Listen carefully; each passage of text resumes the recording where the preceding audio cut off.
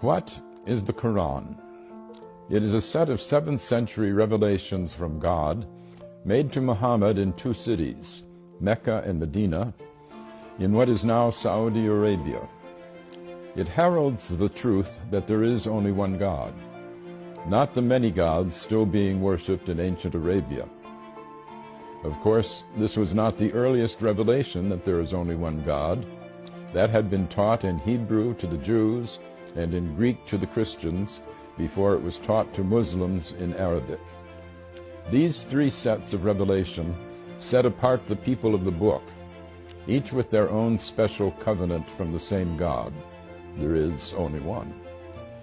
We believers in one God are on the same team, as it were, and should protect one another's places of worship, listed in the Quran as monasteries, churches, synagogues, and mosques, where God's name is much invoked. The Quran does not confine God's action to the formal covenants of religion.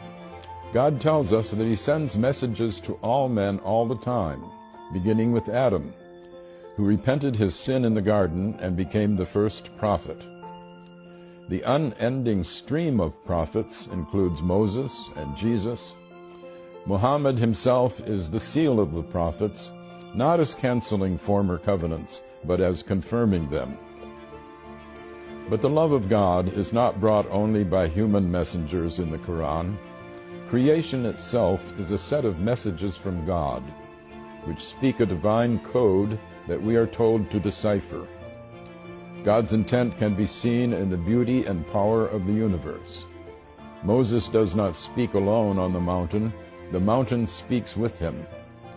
Birds speak to Solomon.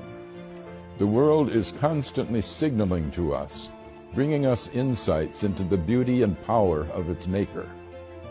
This should call us to a reverence for God's handiwork, an important message for our ecologically challenged era.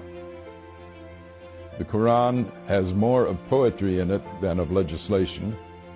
It sets ethical norms while stressing the need for mercy in our dealings with God's fellow creatures. Force is allowed only for self-defense, and never as a way of spreading religion.